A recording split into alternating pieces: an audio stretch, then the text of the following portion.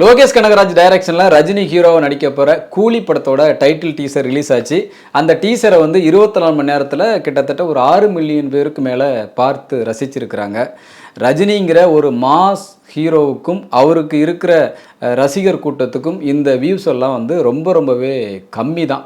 அந்த டீசரில் வந்து ரஜினியோட மாஸான என்ட்ரி, அந்த ஸ்டைலு, இதையெல்லாம் பார்த்து பல ரஜினி ரசிகர்கள் வந்து தலைவர் நிரந்தரம், தலைவர் மாசு, அவர் தான் எப்போவுமே அப்படிலாம் வந்து சோஷியல் மீடியாவில் வந்து அவங்களுடைய கருத்துக்களை ஷேர் பண்ணிக்கிட்டு இருந்தாலும், இன்னும் சில ரஜினி ரசிகர்களுக்கு வந்து இந்த டீசர் வந்து ஃபுல்ஃபில் ஆகலை அப்படிங்கிற மாதிரி தான் கருத்துக்களையும் வந்து வெளிப்படையாக சொல்லிக்கிட்டு இருக்கிறாங்க. காமன் ஆடியன்ஸும் பலரும் வந்து அதே கருத்தை சொல்கிறாங்க. ரஜினிங்கிற ஒரு மாஸ் ஹீரோ, சன் பிக்சர்ஸுங்கிற ஒரு பிரம்மாண்டமான தயாரிப்பு நிறுவனம், இந்த 2 பேரும் கிடைக்கும்போது லோகேஷ் கனகராஜ் வந்து ஒரு படத்தோட டீசரை டைட்டில் டீசரை ரிலீஸ் பண்ணாருன்னா அதில் வந்து ஏதாவது புதுசாக இருக்கணும்ல. அப்படி பார்த்தா அந்த டீசரில் எதுவுமே புதுசு இல்லை அப்படிங்கிறதான் எல்லோருடைய குற்றச்சாட்டுமாக இருக்குது. ஏன்னா படத்தோட டைட்டில் பாருங்களேன், அது வந்து 1995 சரத்குமாரும் மீனாவும் சேர்ந்து நடித்து பி வாசு டைரக்ட் பண்ண கூலிங்கிற ஒரு படத்தோட தலைப்பு. அந்த படம் வந்து அட்டர் ஃப்ளாப்பு. இப்போ ரஜினி ரசிகர்கள் ஆட்டோமேட்டிக்காக என்ன யோசிக்கிறாங்கன்னா, ஒரு அட்டர் ஃப்ளாப்பான படத்தோட டைட்டில் வந்து எதுக்கு இவர் வந்து நம்ம தலைவர் படத்துக்கு வைக்கிறாரு, அதை அவாய்ட் பண்ணியிருக்கலாமே, அதை தாண்டி வந்து வேறு டைட்டிலே இவருக்கு கிடைக்கலையா அப்படின்னு ஒரு கேள்வியை எழுப்புறாங்க. சரி, டைட்டில் தான் அப்படி, வசனங்களாவது புதுசாக இருக்கா அப்படின்னு பார்த்தா அதுவும் இல்லை. அதுவும் கூட ரஜினி ஏற்கனவே நடித்த ரங்கா படத்தில் அவரே பேசுகிற வசனம், அதை தூக்கி அப்படியே இந்த டீசரில் வச்சிருக்கிறாரு. அந்த டீசரோட எண்டில் வந்து ரஜினி வந்து முடிச்சிடலாமா அப்படின்னு ஒரு டைலாக் பேசுகிறார். பொதுவாகவே ரஜினியோட படங்களில் வந்து பஞ்ச் டைலாக் வந்து அப்படி இருக்கும், தீப்பொறி பறக்கும், பறன்னு இருக்கும். அவருடைய ரசிகர்கள் எல்லாமே படத்தை பார்த்துட்டு வெளியில் வந்ததுக்கப்புறம் அந்த டைலாக்கை வந்து பல இடங்களில் பேசி வந்து சந்தோஷப்பட்டுப்பாங்க. அப்படி ஒரு வசனம் இந்த டீசரில் இருக்கா அப்படின்னு பார்த்தா இல்லை. நான் சொன்ன மாதிரி அந்த டீசரோட எண்டில் முடிச்சிடலாமா அப்படி ஒரே ஒரு வார்த்தையில் அந்த வசனத்தை முடிக்கிறாரு. இன்னும் சொல்ல போனால் அதுவும் கூட புதுசு கிடையாது. லோகேஷ் வந்து கமலை வச்சு விக்ரம்னு ஒரு படம் எடுத்தார். அந்த படத்தோட ப்ரொமோ வீடியோ வந்துச்சு. அதில் வந்து கமல் வந்து ஆரம்பிக்கலாங்களா அப்படின்னு கேட்பார். உடனே வந்து லோகேஷ் யோசிக்கிறாரு, கமலை வந்து ஆரம்பிக்கலாங்களா அப்படின்னு பேச வச்சோம், அப்போ ரஜினியை வந்து இதில் முடிச்சிடலாமான்னு பேச வச்சிருவோம் அப்படின்னு அப்படி ஒரு டைலாக் ரஜினி கொடுத்துருக்காரு. இதெல்லாம் எப்படி டைலாக் அப்படிங்கிற லிஸ்ட்டில் சேர்க்க முடியும் அப்படிங்கிறது தான் ரஜினி ரசிகர்களோட பெரிய ஆதங்கமாக இருக்குது. இது எப்படி இருக்குதுன்னா, உங்களுக்கு எக்ஸாம் இருக்குன்னு வச்சுக்காங்களேன், எதிர் வார்த்தைகளை நிரப்புக அப்படின்னு இந்த கொஸ்டின் பேப்பரில் கேட்பாங்க. அதாவது இரவு பகல், காலை மாலை, சூரியன் சந்திரன், இப்படி எதிர் வார்த்தைகளை வந்து நிரப்ப சொல்லியெல்லாம் வந்து கொஸ்டின் பேப்பரில் கேள்வி வரும். அந்த மாதிரி ஒரு இவ்வளோ பெரிய பிரம்மாண்டமான படத்துக்கு ஏதோ ஒரு வார்த்தையை போட்டு இதுதான் வசனம், இதுதான் பஞ்ச் டைலாக்னு வச்சிங்கன்னா அது எப்படி வந்து ரசிகர்களுக்கு வந்து ஒரு சாட்டிஸ்ஃபேக்ஷனாக இருக்கும்? இதை வந்து லோகேஷ் கனகராஜ் புரிஞ்சாரா இல்லையான்னு தெரில. சரி, இது எல்லாமே விட்டுருங்களேன், அந்த டீசரில் சீனாவது புதுசாக இருக்கா அப்படின்னு பார்த்தா அதுவும் ரஜினி நடித்த பழைய படத்துலேருந்து தான் எடுத்து வச்சிருக்கிறாரு. அவர் வந்து தீன்னு ஒரு படத்தில் நடிச்சிருந்தார். அந்த படத்துலேருந்து ஒரு ஹார்பராக காட்டுவாங்க. அதில் வந்து ரஜினி ஒரு கூலி தொழிலாளியாக வேலை பார்ப்பார். அதில் ஒரு 786 அப்படிங்கிற ஒரு பேட்ச் நம்பர் கூட அவர் கொடுத்துருப்பாங்க. கிட்டத்தட்ட அதே சீனை தூக்கி இந்த டீசரில் வச்சிருக்கிறாரு. இப்படி எதுவுமே இந்த டீசரில் புதுசாக இல்லை. இப்படி ஒரு டீசரை கொடுக்கறதுக்கு லோகேஷ் கனகராஜுக்கு எப்படி மனசு வந்தது அப்படிங்கிறது தான் ரஜினி ரசிகர்கள் சில பேருடைய பெரிய மன வருத்தமாக இருக்குது. சரி, லோகேஷ் தான் இப்படி பண்ணிட்டாரு. அனிருத்தை பற்றி எல்லாருக்குமே நல்லா தெரியும். அவர் வந்து இப்போ இருக்க இளைஞரோட பல்ஸை புரிஞ்சு அதுக்கு ஏற்ற மாதிரி மியூசிக் போடுறாள், அதுக்கு ஏற்ற மாதிரி பாடல்களை கொடுக்குறாள். அவர் வந்து இன்றைக்கி தமிழ் சினிமாவில் பீக்கில் இருக்கிறாரு. 10 to 12 கோடி ரூபா சம்பளம் வாங்குறாங்கன்னு சொல்கிறாங்க. அவர் திரைப்படங்களில் போடுற பாடல்களாக இருக்கட்டும், இல்லைனா பல வெளிநாடுகளில் நடத்துகிற பாட்டு கச்சேரியாக இருக்கட்டும், அவர் வந்துட்டாலே வந்து ரசிகர்கள் வந்து லட்சக்கணக்கான பேர் வந்து ஒன்று கூடுறாங்க. அவருடைய பாடல்கள் வந்து ரசித்து கேட்குறாங்க. அந்தளவுக்கு அவருடைய பாடல்கள்லாம் வந்து பிரபலமாகுது. அப்படிப்பட்ட அனிருத்து இந்த டீசரில் புதுசாக ஏதாவது மியூசிக் போட்டிருக்காருன்னா அதுவும் இல்லை. ஏற்கனவே ரஜினி நடித்த தங்கமகன் படத்தில் இருந்து ஒரு பாட்டை தூக்கி பிஜிஎம்மாக போட்டு வச்சுருக்கிறாரு. கூடுதலாக வந்து ராமராஜன் படத்தில் வந்து செண்பகமே செண்பகமே அப்படிங்கிற பாட்டை ஒரு விசில் சத்தத்தோடு மிக்ஸ் பண்ணி போட்டு வச்சுருக்கிறாரு. இப்படி ஒரு படம் எடுக்கிறீங்க, அதில் வந்து டைட்டிலும் புதுசாக யோசிக்க முடியாது, சீன்களும் புதுசாக யோசிக்க முடியாது, பாடல்களும் புதுசாக போட முடியாது, வசனங்களும் புதுசாக போட முடியாதுன்னா அப்பேற்பட்ட ஒரு படத்தை எதுக்கு எடுக்கணும்?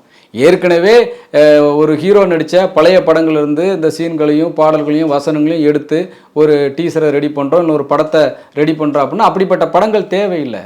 அதுக்கு பதிலாக வந்து இது வந்து ரீரிலீஸ் காலம். ஏற்கனவே தமிழில் ரிலீஸ் ஆகி ஹிட்டான படங்கள் வந்து தேட்டர்கள் வந்து ரீரிலீஸ் பண்ணி பெரிய வசூலை தேட்டருக்காரங்க பார்த்துக்கிட்டு இருக்கிறாங்க. அந்த மாதிரி இந்த படங்களை எல்லாமே வந்து டிஜிட்டல் ஃபார்மேட்டுக்கு மாற்றி ரீரிலீஸ் பண்ணால் ரசிகர்கள் பார்க்க போகிறாங்க, வசூலை வந்து தேட்டருக்காரங்க அள்ள போகிறாங்க. அதுக்கு எதுக்கு வந்து இவ்வளோ பெரிய ப்ராஜெக்டை வந்து பண்ணணும், இது அவசியம் இல்லையே அப்படிங்கிறது பொதுவான சினிமா ஆர்வலரோட கருத்தாக இருக்குது. அப்புறம் இந்த டைட்டில் டீசரை பார்த்துட்டு ரஜினி இந்த படத்தில் ஒரு கூலி தொழிலாளியாக தான் வரப்போகிறாரு அப்படின்னு எல்லோருமே நம்பிக்கிட்டு இருக்கோம். ஆனால் படம் முழுக்க ரஜினி வந்து கூலி தொழிலாளியாக வரமாட்டார் அப்படிங்கிறது தான் லேட்டஸ்ட் தகவலாக இருக்குது. ஏன்னா இந்த படம் வந்து 2013 ஹாலிவுட்டில் ரிலீஸ் ஆன தி பர்ஜ் அப்படிங்கிற படத்தோட இன்ஸ்பிரேஷன் அப்படின்னு சொல்கிறாங்க. அதன்படி பார்த்தா இந்த படத்தோட கதை எப்படிப்பட்டது அப்படின்னு நம்ம விசாரிக்கும் போது, ஒரு நாள் நைட்டு மட்டும், ஒரு நாள் இரவு மட்டும் ஒரு நாட்டில் சட்டம் ஒழுங்கு எதுவுமே செயல்படாமல் போகுது. அதாவது சட்டம் ஒழுங்கு எதுவும் செயல்படாது. அந்த நேரத்தில் அந்த நாட்டு மக்கள் யார் வேணாலும் என்ன வேணாலும் செஞ்சுக்கலாம், அரசாங்கம் அவங்களுக்கு தண்டனை கொடுக்காது. அப்படி ஒரு சிச்சுவேஷனில் தான் ஒரு கேங்ஸ்டர் என்ன பண்ணுறாங்கன்னா, பெரிய அளவில் டன் கணக்கில் அந்த நாட்டில் இருக்கிற தங்கங்களை பூரா கடத்துகிற ஒரு வேலையை பிளான் பண்ணுறாங்க. தங்கங்கிறது சாதாரண விஷயம் கிடையாது. அது வந்து ஒரு நாட்டோட பொருளாதாரத்தில் சம்மந்தப்பட்டது. ஸோ அப்பேற்பட்ட சூழலில் டன் கணக்கில் பெரிய அளவில் தங்கத்தை கடத்த முயற்சிக்கிறாங்களே அப்படிங்கிற ஒரு தகவல் கிடைக்கும்போது அந்த கும்பலோட அந்த சதித்திட்டத்தை முறியடிக்கிற ஒரு ஹீரோவை தான் ரஜினி இந்த படத்தில் நடிக்க போகிறாரு அப்படின்னு சொல்கிறாங்க. அப்போ ஒரு கூலி தொழிலாளியாக இருந்தால் ஒரு பெரிய கேங்ஸ்டரை வந்து எப்படி எதிர்க்க முடியும்? அதனால் இந்த படத்தில் ரஜினி வந்து கூலி தொழிலாளியாக இருக்க வாய்ப்பு இல்லை. அவர் வந்து ஒரு ஓய்வு பெற்ற போலீஸ் அதிகாரியாவோ இல்லைனா ஒரு ஓய்வு பெற்ற இராணுவ அதிகாரியாவோ தான் இருக்க வாய்ப்பு இருக்குது அப்படின்னு சொல்கிறாங்க. ஏன்னா உங்களுக்கே தெரியும், இந்த பேங்கு மாதிரியான முக்கியமான இடங்களில் வந்து இந்த செக்யூரிட்டி வேலைக்கு வந்து ஓய்வு பெற்ற போலீஸ் அதிகாரிகளையும் ஓய்வு பெற்ற இராணுவ அதிகாரிகளையும் வந்து வேலைக்கு வைப்பாங்க. இதை நம்ம பரவலாக பார்த்துருக்கோம். அந்த மாதிரி தான் துறைமுகங்கிறது ஒரு முக்கியமான இடம். அந்த இடத்துல ரஜினி வந்து ஒரு கூலி தொழிலாளியாக வேலை பார்க்குறாரு. ஆனால் அவருடைய பின்னணி வந்து ஒரு போலீஸ் இல்லைனா இராணுவ அதிகாரியாக தான் இருக்கும் அப்படின்னு சொல்கிறாங்க. இப்போதைக்கு டைட்டில் டீசர் மட்டும்தான் ரிலீஸ் ஆகிருக்குது. அதில் வந்து ரஜினியை லோகேஷ் கனகராஜ் வந்து ஒரு கூலி தொழிலாளியாக தான் வந்து ரசிகர்களுக்கு வந்து காட்டியிருக்கிறாரு. அடுத்தடுத்து படத்தோட டீசரு, ட்ரெய்லரு, மற்ற ப்ரொமோ வீடியோக்கள், முழு படம் இதெல்லாம் வந்ததுக்கு அப்புறம் தான் அவருடைய கேரக்டர் வந்து முழுக்க முழுக்க கூலி தொழிலாளியாக இல்லை அவருக்கு ஒரு பேக்ரவுண்ட் இருக்கா அப்படின்னு தெரிய வரும். கண்டிப்பாக படம் முழுக்க அவர் கூலி தொழிலாளியாக வரமாட்டான்னு மட்டும் நம்மளால் நம்பலாம். ஏன்னா நீங்கள் கமல் நடித்த விக்ரம் படம் இருக்கு இல்லையா, லோகேஷ் தான் டைரக்ட் பண்ணார். அதில் வந்து ஆரம்பத்துலேருந்தே கமல் வந்து என்ன வேலை செய்கிறாரு, அவருடைய ஃபேமிலி பேக்ரவுண்ட் என்ன, இதெல்லாம் வந்து பெருசாக தெரியாது. இன்டர்வெல்லில் தான் அவர் வந்து ஒரு இன்டெலிஜென்ட் ஆஃபீஸர், அதாவது ஒரு உளவாளி அப்படிங்கிற அந்த சீக்ரெட்டே வந்து லோகேஷ் கனகராஜ் உடைச்சி விடுவார். அதே மாதிரி தான் இந்த படத்துலையும் ரஜினி யாருங்கிற அந்த பின்னணியை இன்டர்வெல்லில் உடைச்சி விட்டாலும் உடைச்சி விடலாம். அதான் பெரிய டீசரை பற்றி இவ்வளோ பெரிய விமர்சனங்கள், எதிர் விமர்சனங்கள் வந்தாலும் அதுக்காக லோகேஷ் கனகராஜை வந்து நம்ம ஒட்டுமொத்தமாக திறமை இல்லாதவர் அப்படிங்கிற ஒரு முடிவுக்கு நம்ம வந்துடவே கூடாது. ஏன்னா லோகேஷ் கனகராஜ் மிகச்சிறந்த திறமையான இயக்குனர் தான், அதில் எந்த மாற்று கருத்தும் கிடையாது.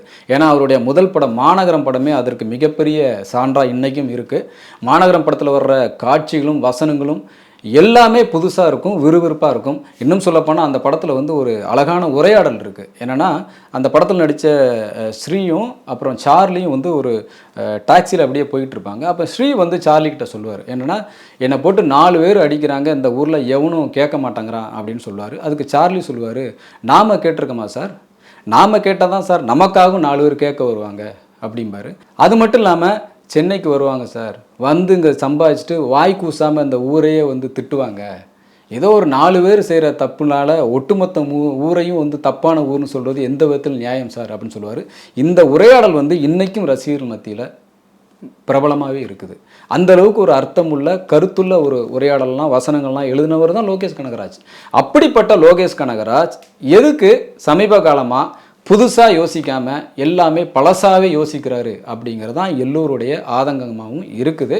லோகேஷ் கனகராஜ் வந்து இதை ஒரு நிமிஷம் யோசிக்கணும்.